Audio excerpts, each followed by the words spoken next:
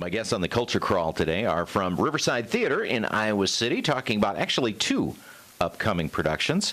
Say hi to Ron Clark and Rick Williams. Gentlemen, thanks for being here today. Hey, Dennis. So you have two things coming up for the holiday season, and those watching the video, of course, can see the nice big poster for A Christmas Carol. Right. That's the one-man show version. It is. So and we'll talk about that presently. But the other thing that you have going on is less a full-scale production, more of a staged reading of an original new play co-written by the two of you. So tell me a little bit about A Grateful Nation. Well, A Grateful Nation is representative of a lot of small towns, particularly ours. Rick and I grew up together. We've been friends for over 50 years.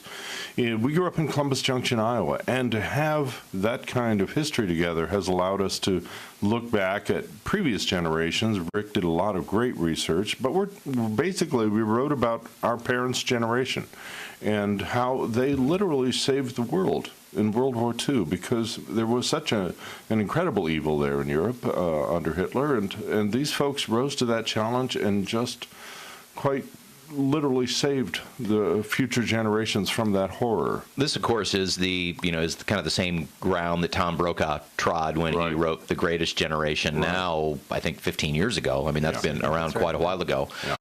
And I think one of the more interesting things about the post-World War II era was that this is the case, and these men and women went off to Europe at 18, 19, maybe 24, 25, saved the world, like you said, and then came back home and kind of forgot all about it and just went about their lives, raised the baby boom, went to work, and really just kind of got on with it and didn't go back, and many of the people who have been interviewed over the years have really been reluctant to talk about it, and not really because of the what you would think PTSD and things like that. Revisiting the horrors is just we did our job. We came home. Rick, you in your research, is that kind of consistent with what you found? I think it is, and a big part of our play is more about the people who stayed home. What the young women did, in particular, people who hadn't been far from home at all, suddenly got on buses and trains and headed hundreds of miles to new jobs and scary situations, and what they had to sacrifice at home to provide for the men. That's a lot of the story, and it's about the agricultural area too. What the farmers had to provide, and how they were sometimes. Do you want to tell a little story on this? Yeah, my dad did not go into the military. He was the only son who was left behind to farm. And Rick's dad and uncles and pals all went off and joined the Navy. And my father always felt like he'd sort of missed it, that he felt a little bit of shame at not having fought. On the other hand, you come to understand pretty quickly that one of the reasons we won the war was that we were able to replenish our troops. We were able to feed them.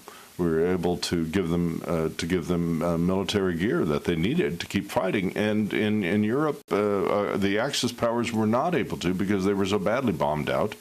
But we had a huge force at home to support the troops, and so that was, it was that conflict of who went to fight and who supported at home, and what this meant to women especially. It's huge change. You can really see the beginning of the women's movement in this generation. So what was the source of the stories that you found for the play? About 10 years ago, I walked into the Columbus Gazette office, our hometown newspaper, and asked for all of the newspapers from 1940 through 1946, and they gave them to me. And I took them home and went through every issue, took notes, and then wrote about 25 articles for the local paper. So this was the basis of the play. And then to this, we've added stories that we learned from growing up, stories from letters and interviews, and just stories of the war in general. This generation is passing quickly. Absolutely. Did you still have some primary sources, interviews that you were able to do of people, or was most of it letters and memories and things like that? Mostly letters, but I did talk to a few people.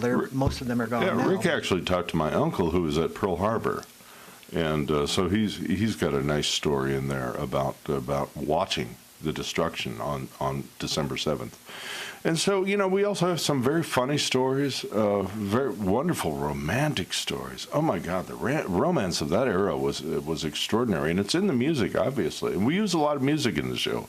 We've got a lot of Benny Goodman, some Guy Lombardo, Glenn Miller, certainly. Glenn Miller, and Joe Stafford. Those great heartthrob singers. We use a lot of music and a lot of visuals.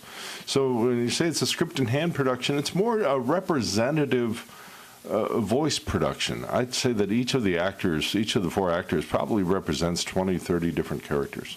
So you said it is a script in hand production, right. So kind of a semi-staged, although it sounds like you're incorporating music and all of that. Tell me a little bit about how that will work. Well, we have, I guess, I don't know what, about 40, 60 images that'll be projected, that'll give context for the stories being told.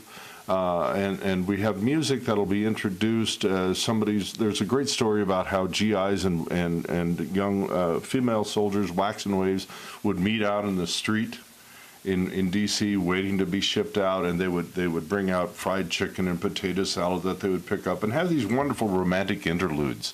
And so the music just naturally fell into place with that. Well, the music was, it was a scary, scary time for the world, but the music was really happy. Oh, happy and romantic. Yes, we do have Chicory Chick in this show. We do. And Mersey Dotes, perhaps.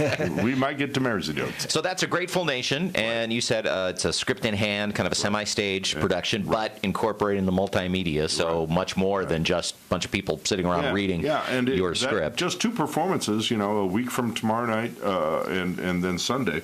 So we've got 2 performances that are selling briskly on the 15th and 16th, 7:30 on Friday or Saturday night, and 2 o'clock on Sunday. Okay, so that's November 15th and 16th for A Grateful Nation. Right. You also have a holiday production coming up, and this is the one-man version of The Christmas Carol. It is.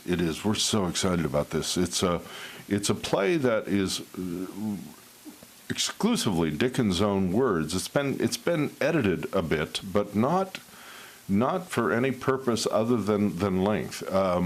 Our wonderful pal Tim Budd, who's on the poster here, plays Charles Dickens, and he acts out the story, tells the story. It's like you're in Dickens' sitting room, but he gets up and moves around, and you realize that he's kind of unstuck from that space. And we have great designers working with us on this.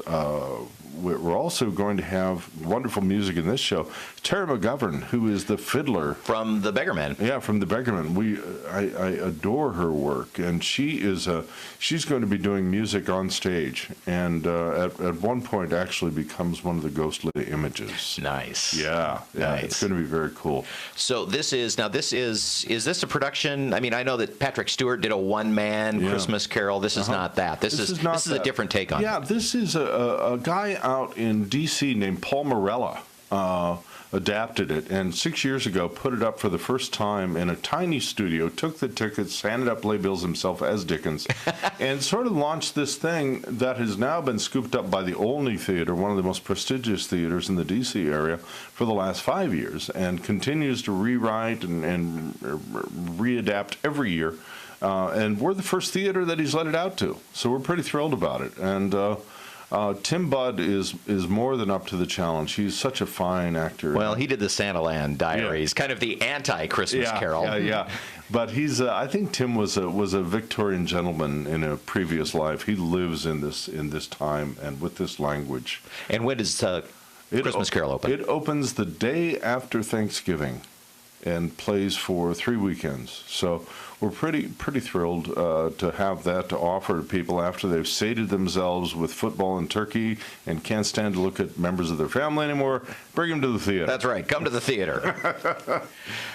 2 great productions coming up at Riverside Theatre. A Christmas Carol, which opens, of course, at the end of the Thanksgiving season and runs into the Christmas season. And then A Grateful Nation, just 2 performances for this next weekend, the 15th and the 16th. Right. If people want tickets or more information, how do they get them? I would go to riversidetheatre.org. That's us. spelled Theatre, riversidetheatre.org. Or you can just call 319-338-7672.